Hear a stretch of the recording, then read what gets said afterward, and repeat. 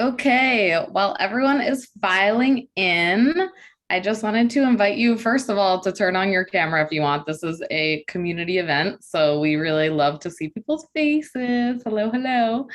And then I will just give a tiny little introduction to the Nomadic Network. And while I'm doing that, I would love for you to find the chat um, function. And I'd love for you to write in where you're calling in from. Number two, what event this is for you. Is this your first event, your fifth event, your 50th event? I believe it's like my 275th event with the Nomadic Network. So like right how many events you've been to, and then what brought you here today. Like we're going to be talking about sustainable and regenerative travel, and so like what has you interested in this topic? I feel like that would be a really interesting thing to read.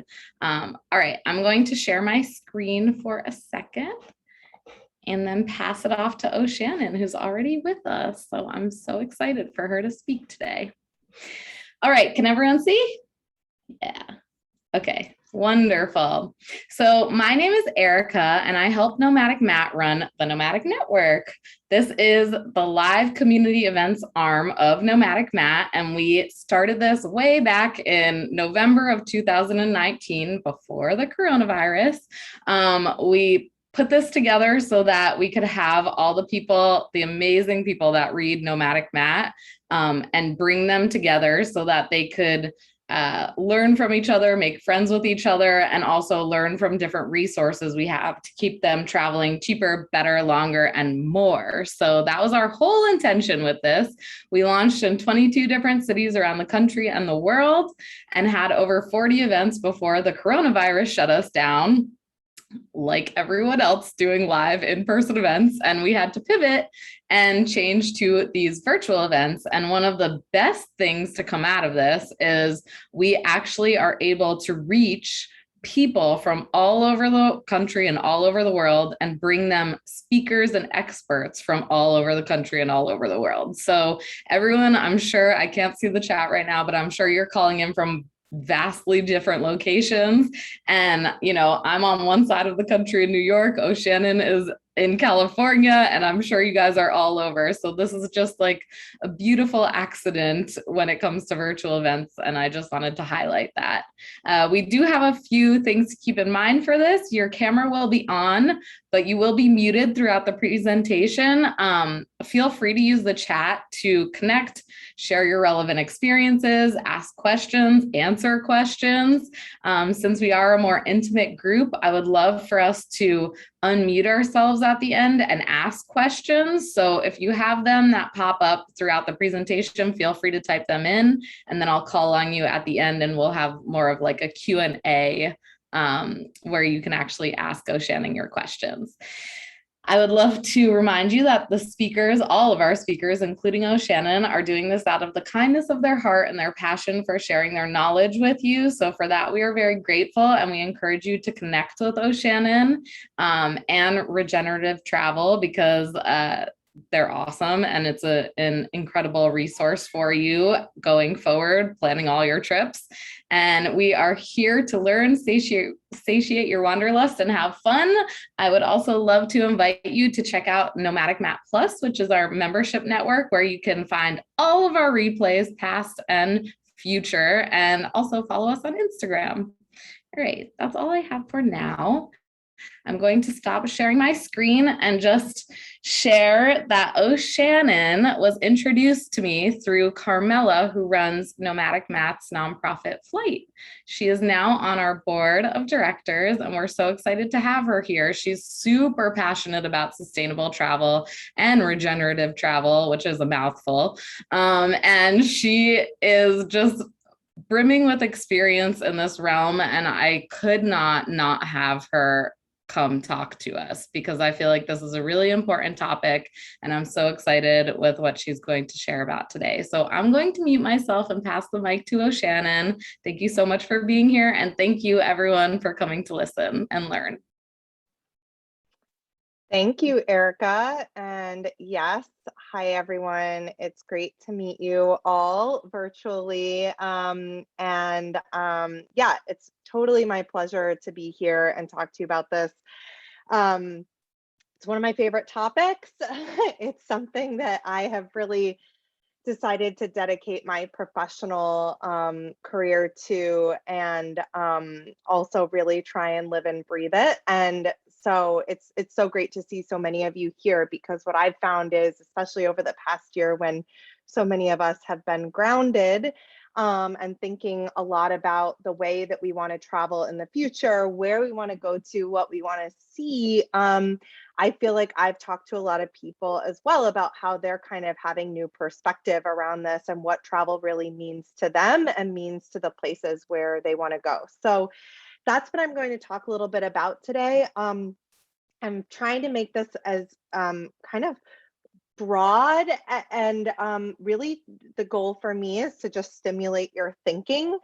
Eric and I were saying, I think it'll be really fun to take your questions at the end. And I really hope that we can make this interactive, because it's such a big topic. And when I talk to people, I really find that everyone has their own personal way of kind of seeing into sustainability and regeneration. So I hope that this presentation part just kind of stimulates some of your thinking, and then let's talk about any specific questions you have. And I always say I consider myself a generalist, but I know a lot of experts. And so even if I don't know the answer to some of your questions, I probably have some interesting people that you could follow on social media, or that even I could connect you with in the future. So first of all, I'll just say, I currently work with an organization called Regenerative Travel, and we always say that we're really trying to align people's vacation with their values, and that comes from one of our founders, David Leventhal. He owns a hotel called Playa Viva in Mexico, and basically guests were coming to his hotel and saying, David, I love Playa Viva. I love the experience here. I feel so immersed in the local culture. I feel like I'm giving back to the local community when I'm here. I eat amazing food that's grown on the property. I go into the ocean every morning and take a cool dip and feel so connected with nature. But I can't come to Playa Viva every year. I want to go to other amazing places around the world that share your values. And that really sparked this idea in David to find like-minded, small independent hotels around the world that were really interested in generating positive social and environmental impact through their hotels. So regeneration, first of all, is a mouthful. And then when you add regenerative travel, a lot of people have trouble saying it. So I thought first I'd just kind of like pick apart the concept of regeneration for you all. And this is a quote by a guy named Paul Hawken, who created a project called Project Drawdown, which I'll talk about more later on as well. It's the idea of Project Drawdown is to look at how we all can address climate change most effectively. And Paul is actually releasing a book this fall called Regeneration. And I just love this quote from him, that regeneration is about regenerating life on Earth. And that is, I have a degree in sustainability. I've talked about sustainability for a long time. But what I've found is that this concept of regeneration really resonates with people because it's about doing good, about creating net positive, not just trying to be better. And I think that's a really empowering concept for us all.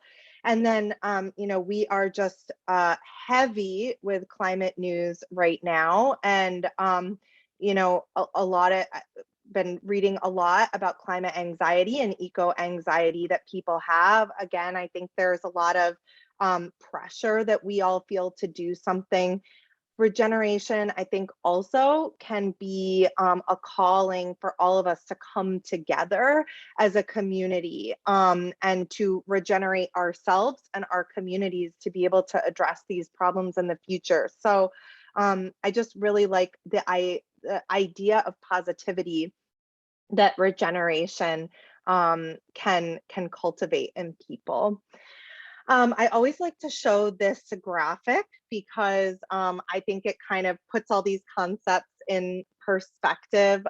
Regeneration as a concept, a lot of people, when they talk about it, they think about it in the agricultural sense. That is one of the spaces where regeneration has come from.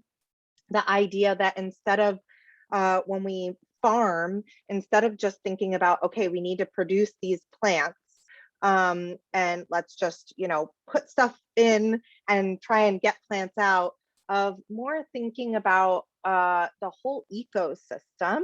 And actually regenerative agriculture, instead of focusing on the plants and the outcomes, people who practice regenerative agriculture tend to focus on the soil, which is what connects all the different components and how we can tell if the whole ecosystem is healthy. So that's kind of the idea of regeneration overall, is to look at the whole system and think about how the whole system is doing. Is it degenerating? Is it getting worse over time? Or is it regenerating and getting better over time? And a lot of our business as usual, honestly, like businesses, organizations, the way we travel, it can be actually rather degenerative if we look at impacts across the whole system. And the idea of greening, that's kind of trying to reduce our impact. And then I always like to point out that a really important part of regeneration is not just thinking about the environment, but actually centering in many ways social aspects first and foremost. Because if we don't understand community, if we don't understand what drives us all as humans, we're not going to solve any of these problems. So there's really this look at restorative justice and creating equity through our actions that will lead to these more regenerative models that once we put them in motion, they actually build on each other and keep regenerating over time, creating bigger and bigger and bigger positive impacts. So David and Amanda, the co-founders of Regenerative Travel, took these concepts of regeneration and thought to themselves, how can we apply this to travel? And climate change is the biggest challenge of our time. But in general, taking a step back and saying to ourselves, how can we as travelers, how can hotels as travel companies, how can destinations, how can we as a whole travel industry think about how travel can be used as a tool to repair and replenish both the environment and our communities instead of having that degenerating impact. And I'll just say quickly, I spend part of my time on regenerative travel. I also spend part of my time with an organization called Eplerwood International. And through that organization, we have a number of affiliations with academic institutions and nonprofits. And one of the things that our research has looked at is looking at specific travel destinations and saying, is travel good for this place? And what we do, it's actually pretty technical, but we look at, okay, tourism, yes, it brings this much money, this many jobs to the destination, but when tourists come, they use water. Are they depleting local water resources? They, in the case of, for example, Machu Picchu, okay, they're visiting this cultural resource. Are they damaging it in the process? And basically, our organization has developed a methodology to look at all these different environmental and social impacts and then say, is the destination getting greater value per tourist than the tourist is taking from the destination? And that's really the thing that I like to try and communicate, and that I hope you all take away from this, is what are some tools that we can all use so that when we're traveling, we can say to ourselves when we leave, I feel like I left more than I took away. That's really the idea of regenerative travel. And So looking at some of the work that's been done in other sectors around regeneration, Regenerative Travel earlier this year released a white paper. You can find it on the Regenerative Travel website, looking at different principles that we all can use to really embrace regeneration in our travels. And I'm going to talk a little bit about those 5 principles now, but if this sparks your interest, you can really dig in. And the white paper also has some interesting case studies of travel organizations around the world who have really tried to embody these principles. So the 5 regenerative principles for hospitality, and I think after this, I'll be able, Erica, we can share this presentation too, and the link is here, right to the white paper if you'd like to download it. But the first principle is kind of something I've been alluding to already, which is a really core tenet of sustainability, which we call whole systems thinking. And the idea is really to just take ourselves out of our decision making and instead try and think about all the different people who are affected by our decisions, and recognize that we're all interconnected and that when we make a decision, it has influence on other people. So from a travel perspective, I think it's so obvious to us, right?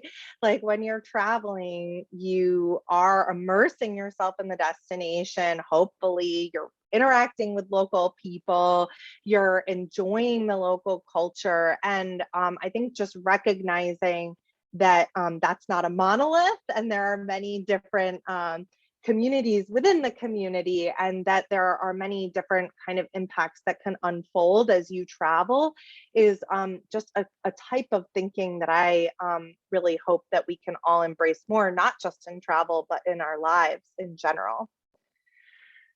The second principle, honoring sense of place, is, again, I think because of the pandemic, one that has really resonated with me in the past year. And I think it's because so many of us have been in one place for so long now that we've been thinking a lot more about, why do I live here? How am I a member of this community? Maybe you've moved in the past year, either your, house or apartment within the community that you live in, or changed places entirely. Maybe you're living a more nomadic lifestyle now. No matter what, this one has become really essential and important to me. And it's just really understanding places and acknowledging that each place has a unique essence. And how can we, as a travel company, for example, try and embody that essence and support that unique essence so that places around the world don't all look the same, so that they can really continue to shine and have that unique nature. As I already said, community inclusion and partnership is so key. Recognizing these social impacts are, to me, even more important than environmental impacts in some ways.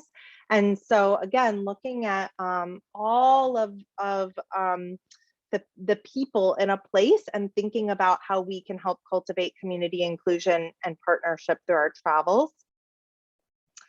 This one is really important too. A lot of times when I talk to people about sustainability, they're nervous because they know that they're not perfect, and they're worried that if they talk about one issue in sustainability, that they're going to get attacked on another issue. And this is both, I find, individuals feel this way, especially when they think and talk about social media. And then also companies feel this way. And I just really like to stress that let's remove the negativity from the idea of sustainability and regeneration, and let's all commit to doing better and continually improving over time. And let's really focus on aspiring to do more and to do better in the future. And that kind of links to the last principle of continual co-evolution, and recognizing that what makes sense today might not make sense tomorrow.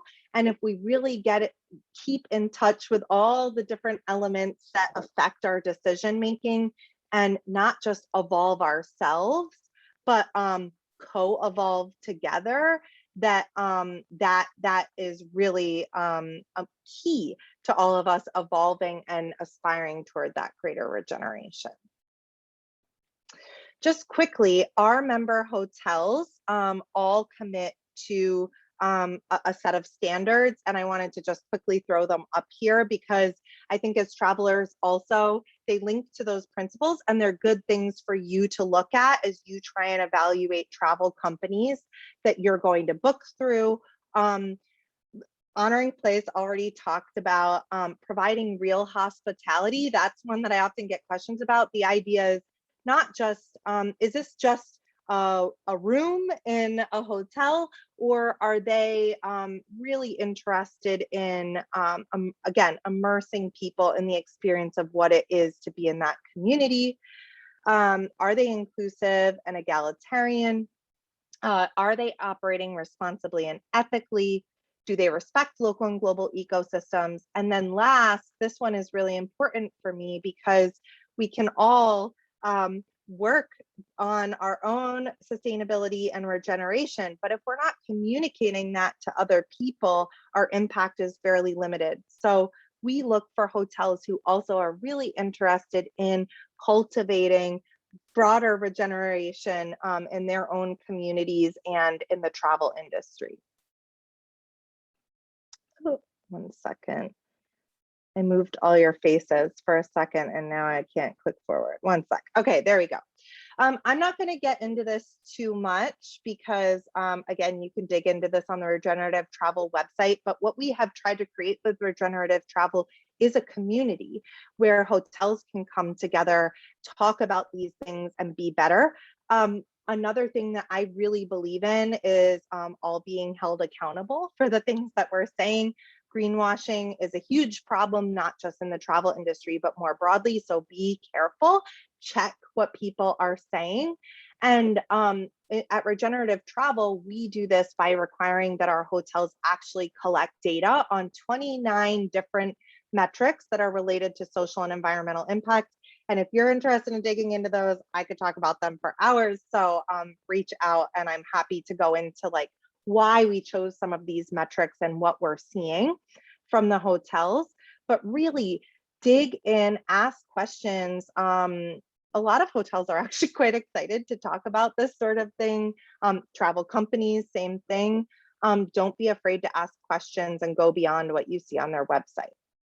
So I wanted to talk quickly about, again, how I see this beyond hotels, which is what Regenerative Travel is really focused on, but some of the important other areas where this might actually more impact you as a traveler. So I've already talked a bit about destinations, and I really think of destinations as the heart and soul of travel. Those of us in the industry that work on travel, we have this interesting product that is place. And so we really need to make sure that when we travel, we're prioritizing the needs of the community and respecting the natural thresholds of the place. So again, if we go into any experience, like having this in our mindset, then you will automatically, as you think about booking different activities, as you think about creating your itinerary, you'll find yourself asking questions about different issues, whether it's animal welfare, whether or not you should bring a reusable water bottle. If you really dig in a little bit and understand the destination, it goes a long way. And then, as I said, with Eplerwood International, we've actually been working on these last 2 bullet points, which are how do we stop the travel industry from only being focused on more visitors and actually try and find high quality, thoughtful travelers like all of you and empower them to make better decisions. And that really goes into rethinking how destinations are managed, which is another topic I could talk about at length. And happy to send information to people who are interested in that topic. There's a great report called The Invisible Burden of Tourism that I highly recommend if you're interested in destinations and sustainability. And then what does it mean for you? So I think the number one thing is understanding where your money goes. Travel is very complicated. Even if when you book on a website, oftentimes that's actually an independent company behind the website, and then they hire a number of people on the ground to deliver those experiences for you. And it's hard as a traveler to understand all that, but as much as possible, again, asking those questions about where your money goes is really important. And there are a few companies now who have done some really interesting work to actually publish on their website 98% of what you give us goes back to the local community. And even some of them are allowing you to compare between their different travel experiences so that you can pick the better option even within their portfolio. Again, learning about the communities before you go and adopting that regenerative mindset going into all of it. And again, like I really resist ever giving people just like a checklist that you can use to for your trips, because as we all know, every trip is different, every destination is different, and really how you're traveling affects so much. But I really encourage people, we can't take on every issue in sustainability all the time. So again, start with your values. How do you try and live at home? And how can you try and live those same values when you're on the road? How can you make that positive impact instead of a negative impact? Again, I told you I've been thinking a lot about honoring place and how we can do that through our travels. Pull apart that complex travel supply chain, ask questions before you book and when you're on the ground. And then also, again, as you learn, I learn so much from my fellow travelers on social media or in conversations after their trips. So really share what you've learned as you travel so that the rest of us can benefit from it. I know that I'm pretty much up to my 30 minutes, so I'm gonna kind of wrap it up. But I do feel like I can't leave the conversation without addressing climate change directly, because it is the topic that I get asked about most, especially in the past year. And it's a really tough one, because what we have to acknowledge is that travel does contribute a material amount of emissions to the global emissions budget. So travel, 10 to 11% of global emissions come from travel. And a large portion of any of our individual travels, a large portion of those emissions are likely associated with flights, flying around the world. That's not something that we can really change unless we fly less or don't fly at all. So when it comes to this issue, I like to just take a step back and try and put it in perspective for everyone, because again, that sounds really overwhelming. And basically, if we wanted to just, abruptly cut emissions related with travel, we would just all stop flying. I'm also a realist and know that that's not going to happen. So instead, let's try and think about how we can be impactful as travelers. So again, looking at the context of this, what can you control and what can you not control currently? We should all try and advocate for airlines to do better in the future, and there are some interesting frameworks for that. But there are ways that you can directly reduce carbon emissions while you travel. So look at those things. Think about taking public transportation, see if there are options to take an electric car locally while you're there. Again, ask hotels, ask accommodations what they're doing about climate change. There are some amazing hotels and accommodations at all different price points doing really good work around this. And same goes for tour operators and travel companies. I actually, one of the places that I was most impressed by their commitment to climate action was a hostel that I stayed at in Nicaragua. So it really is not just really high-end hotels looking at this. It's across the industry now, which is really encouraging. And then knowing that some emissions are unavoidable, there are different strategies that you can take to think about that and address it. So one is offsetting. Also, I could talk for 30 minutes to an hour just about offsetting. I am not an expert on offsetting, but I have managed a number of offsetting programs. So I do know a lot. And what I'll say is some offsetting projects are better than others. So you should really dig into what your money is going toward. And if you want to talk to me more about that, I have like different questions that you can ask to try and understand the quality of a project. I do personally myself gift myself at the end of every year as a little holiday present, offsetting my travel emissions. So just an idea, maybe some of you might want to take on. But there are also, this is really important, and this is where Project Drawdown comes into play again. When you look at the grand scheme of things, aviation emissions are actually not the biggest things that we need to tackle. And also, it's a hard one for us to tackle as individuals. So I just wanted to quickly show you a couple of examples. And again, we'll send out this presentation so you can dig into any of this more. But Project Drawdown actually looks at what are some of the key actions we could take that could address climate change. And actually, the biggest actions that we could take all revolve around food. And so there, a bunch of our hotels are doing some really interesting things around regenerative agriculture. I encourage you to look some of that up and think about what support what they're doing. But one from an individual perspective that I think a lot about is food waste. I've been working on it during the pandemic since I've been home a lot. The amount of carbon that it takes to produce food and get it to you in the grocery store, get it on your table, get it from the farmer's market is enormous. So then if we waste that food, it's a huge waste of carbon emissions. So thinking about how you can reduce food waste is one of the most impactful things that you can do as an individual. I like to bring this one up too. Educating women and girls is a huge way that we could address climate change. And some of our hotels are doing some really interesting work around that. Forest restoration is an obvious one. And this protecting and restoring ecosystems is really important. And that there is a growing amount of work being done in our oceans as well that can provide some pretty huge carbon sinks.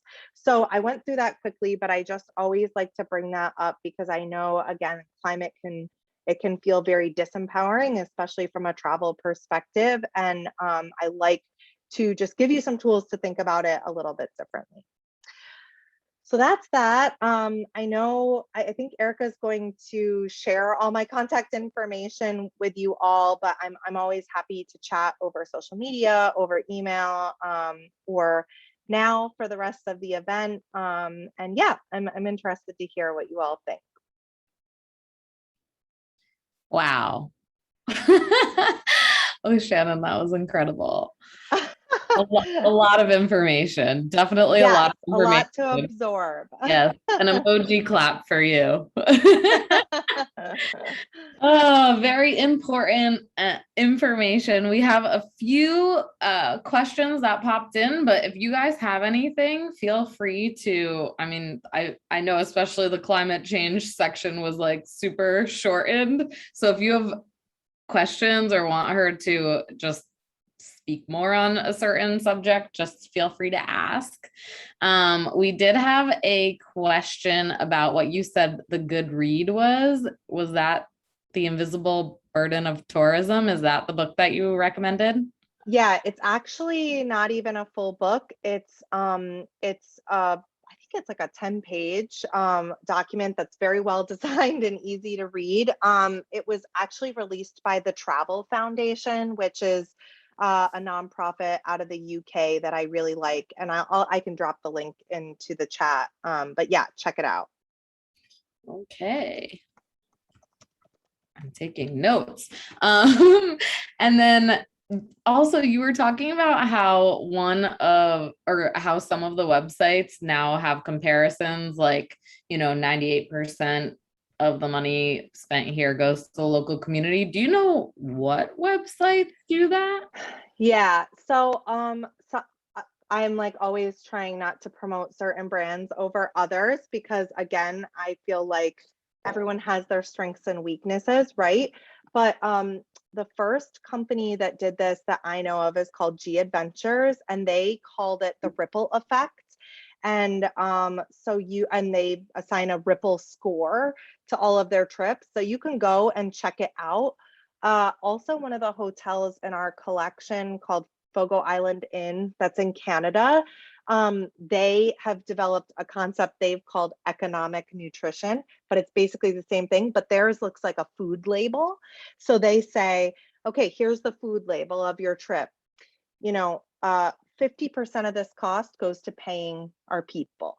30% of the cost goes back to the community. And they just really transparently list out where all of your money is going. And a lot of different companies are starting to do that now. And I really love this, the idea of transparency, because again, I feel like travel is so complicated and sometimes we have no idea where our money goes. I'll drop in the Fogo Island in economic nutrition too into the chat.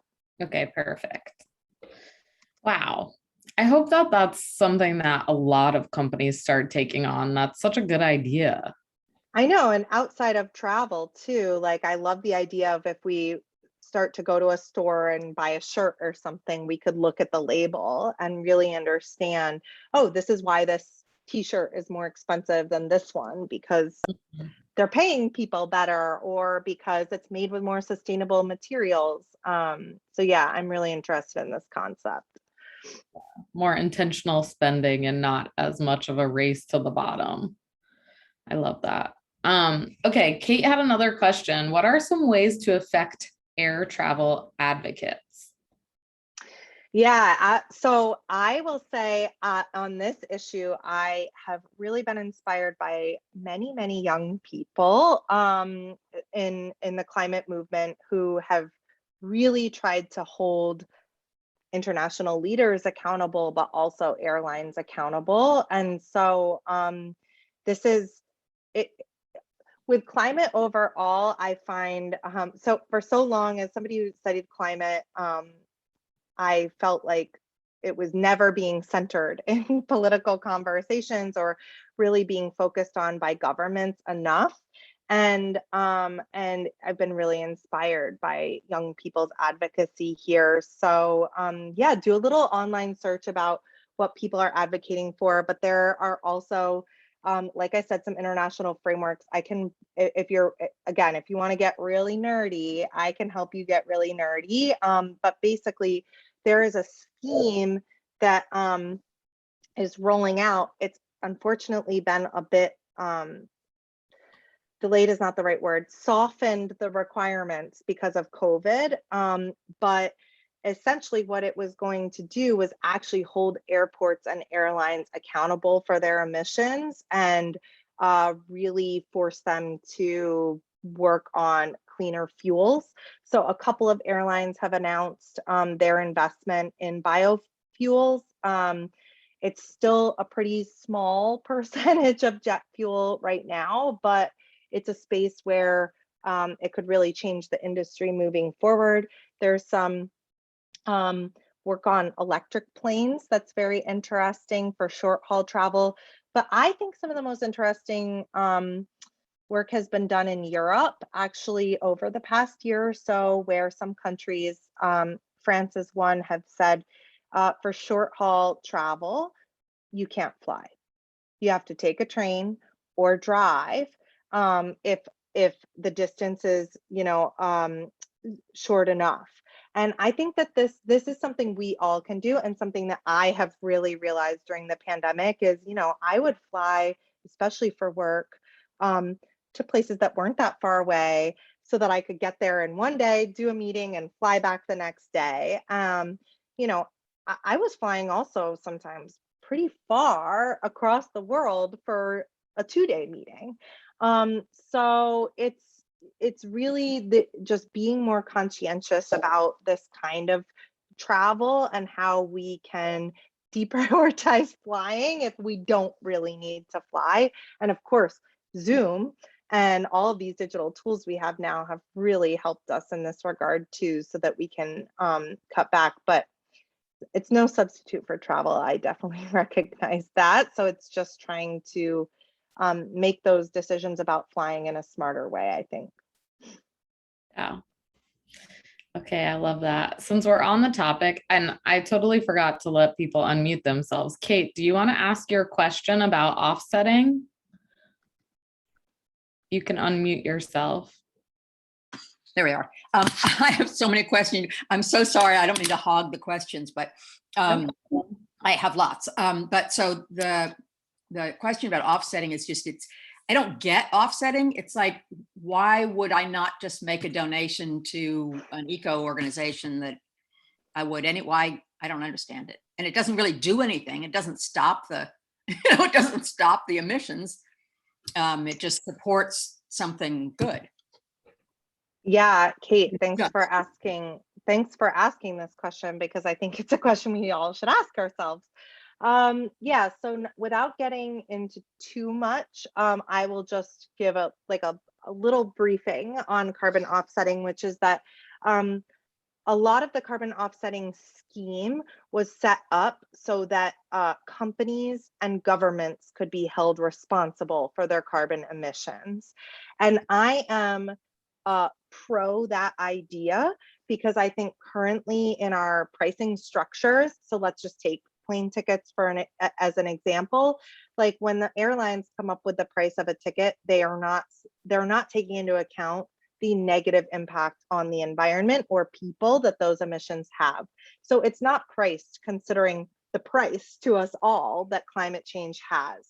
So that carbon offsetting was one piece of this idea. You know, some people say carbon tax, this idea that we really need people to be held more responsible for their carbon emissions.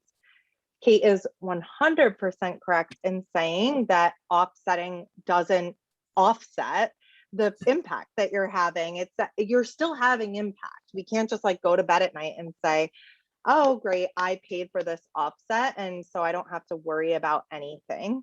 And that's why I always tell people to think first about how you can actually reduce your emissions. But what I've found is that offsetting can be a really effective tool for funding the kinds of conservation organizations or also community organizations that it sounds like you're interested in, Kate. And that's one of my pieces of advice when you're thinking about carbon offsetting, is look for small projects that have benefits outside of reducing carbon emissions. So for example, when I was at National Geographic, we looked at a really interesting project that was supporting a community-owned and run coffee not plantation, but operation, where they were growing the coffee in a regenerative manner. The trees were absorbing carbon, and the community was able to make money and not have to cut down the forest because they had this income from coffee. So the offsets were really jump-starting that project and jump-starting that organization's efforts. And those are the kinds of projects that I think are really interesting to invest in. And you really have to think about it as an investment that you're making because it aligns with your values. So again, I can give you some other criteria to think about too, but it's a great question, Kate. And that's where I kind of encourage how you can kind of sort through it and think about it. Thank you. Thank you so much, Kate. Amanda was asking, and while she asked this question, can you bring up the slide about empowering women and girls? Certainly. I'm so glad you're providing this slideshow. It's got a lot of information. Yeah. Amanda, did you want to ask a question about this? No, I just missed this. Like I was writing something down and didn't see the slide at all. So I just wanted to see it. Thanks. Do you want to share a little bit about this, Shannon?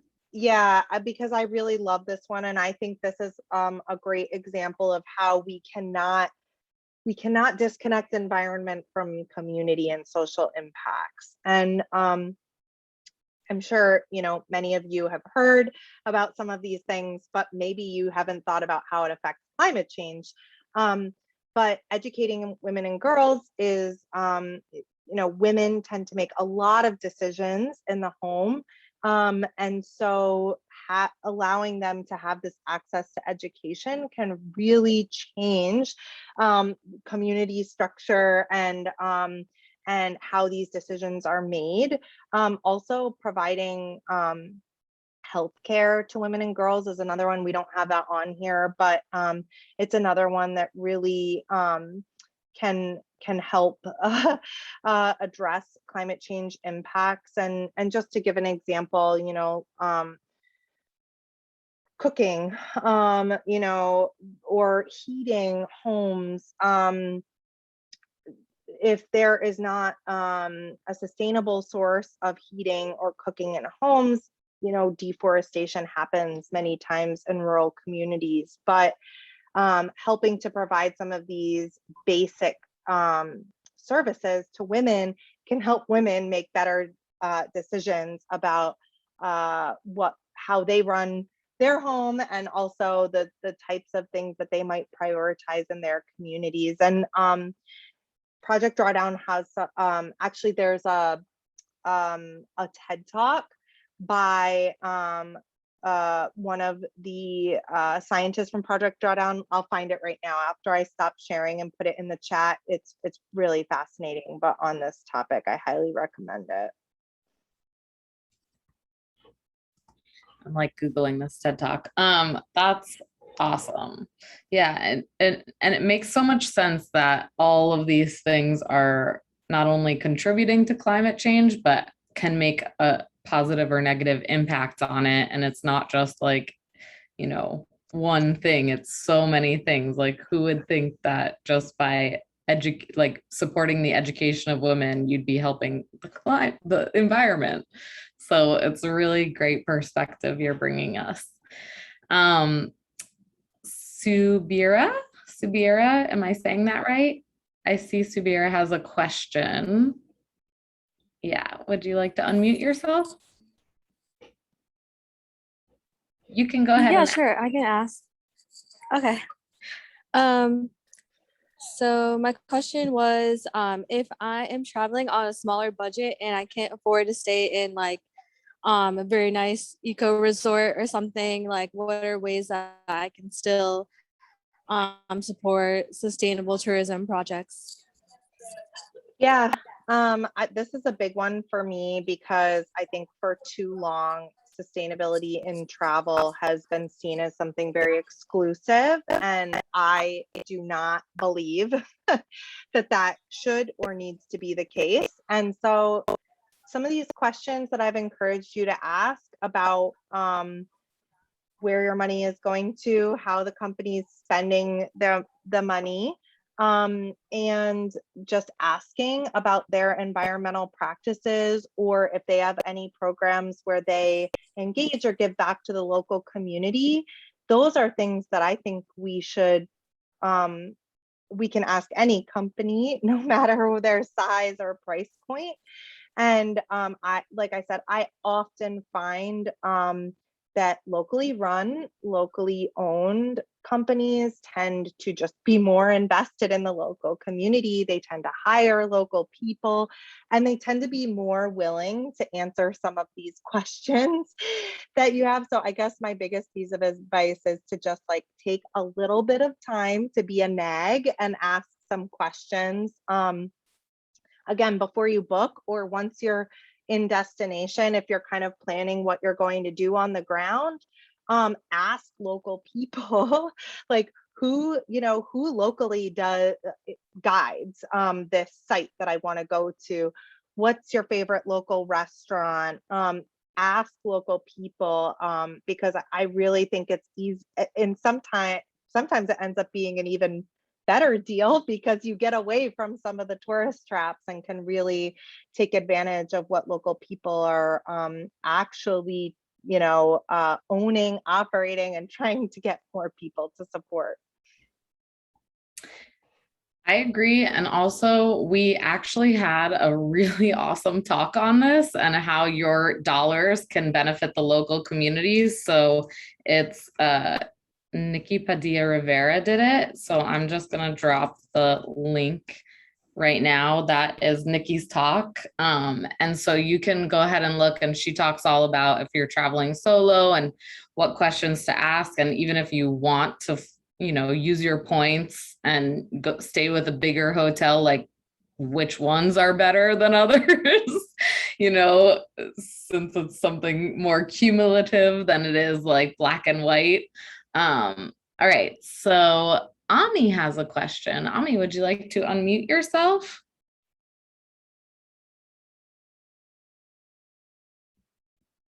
Maybe not. Okay, he says, on one hand, staying in a hostel might use less resources per person than a regular hotel. On the other hand, backpackers rarely contribute financially to local communities like those staying in higher end places. Is that something that you agree with or can speak on, Shannon? Yeah, I do agree. And like I said, I feel like we've probably, well, those of you who have stayed in hostels, I feel like you probably all had this experience. Like you go to some and it's just, bare bones. This is where you stay. That's it. And then you go to others and they're so much more interested in booking tours for you, booking you into other things. And I think also to your point, Erica, about, if you're going to use points at a corporate hotel, which we all do. It's, a big way that people travel. Think about how in other parts of your trip, you can actually invest in the local community. And yeah, I think in some ways we need to look to the local companies and ask them how they're doing that, but then also we can take that on as well. And I've stayed at some amazing hostels where then they've been able to organize a local guide to take me to do something and for fairly affordably, actually, oftentimes, because you're not booking through one of those big companies, you're going directly to a local guide who they can recommend to you. Right. We actually also just had Scott Keyes from Scott's Cheap Flights on, and he introduced a very interesting perspective in that travelers, like you have a travel career, right? So like at the beginning, you're a novice, and then by the end, hopefully you're an expert. And so I feel like as you're talking, that's what's coming to mind. It's like in the beginning, I was a broke backpacker, but it's like now I have a family. And before we even started this presentation, Shannon and I were speaking, and I was saying, I'm so excited about this event because now I'm super ready to travel more comfortably and more intentionally. And so like, just because I was a budget backpacker at one point, like that's what got me like to love travel. And now it's like I can actually spend a bit more money to make sure that I'm doing it intentionally and sustainably and nicely for everyone in the community. So just because one trip is one way doesn't mean that your subsequent trips have to always be like that. So that was just what was coming up for me. Does anyone have a burning last question? No. Okay. I would just like to say, Shannon, this was an incredible topic. Thank you so much for bringing this up. To all of our members at the Nomadic Network. This is just so important to speak about and to share about. And I feel like while sustainable travel was something that people almost never heard of a few years ago, now it's coming up more and more and more. And it's really nice that it's becoming a part of the conversation. And I love seeing all these faces here and all these questions. So important and so great. And hopefully this just becomes more of what our actual like travel process looks like. I wanted to share my screen one more time because I did see that a lot of you are new to the Nomadic Network. So I would love to share how you could come to other events that we're hosting. So if you are new or if you need a refresher, the nomadicnetwork.com/events is where we post all of our events. We're always adding new events. We host anywhere from 2 to 6 a week, and we have them like this, where it's a presentation Q&A style. We also have what we call happy hours, where they're very intimate and we don't have a presentation. We just talk to other travel enthusiasts. And then we also have book clubs. So our next book club is actually with Mark Adams, the author of Turn Right at Machu Picchu. We do this every first Wednesday of the month with Nomadic Matt and the author of the book. We have some really cool books coming up. Actually, I don't know if you've ever read this, but oh, Shannon, I feel like it's very up your alley. It's Beyond. No, I haven't. This is our November book club, and I feel like I need to shout it out on this event because it's all about, it's mindful travel in an unequal world. It was written by Dr. Anu Taranath, and it's awesome. Amazing. Also recommended by Carmela, who runs FLYTE. So we would love for you to join our book clubs and all of our other events. You can find them there. And then I would also, if you felt like this provided any value to you, I would love to invite you to check out our Nomadic Matt Plus program, which, again, like I said, you get all the replays from the past and future. And also we do a ton of other stuff for our members. We just started monthly giveaways, and this month, if you sign up, you're automatically entered to win. I feel like weird saying this, but a free domestic flight somewhere. So hopefully you take a nice long one and it's an intentional one. So no matter where you live, it's domestic to you. We also have live Q&As, free signed books, guides, t-shirts, never before seen photos of Matt in his travels. You get to help, with blog posts he's writing and access to our course, so many things. So if you'd like to learn more about that, it's at nomadicmatt.com/nm+. And last but not least, I would just love to thank you for being a part of the community. I know Shannon said this in one of her slides, but community is like everything. And that includes you guys. Shannon and I can talk all day, but it's so much more fun when we have you guys listening and being a part of the conversation and showing up here with your amazing questions. And thank you so much, Shannon, for being here and taking the time to share and teach us. Did you have anything you wanted to say before we sign off? No, yeah, just thanking everyone for coming. This was fun. And I see a couple of people in the chat said that they want to be in touch. I love that. And I can't wait. And talk to you all in the future, I hope. Yeah, wonderful. Have a great, great day. Thank you again for coming.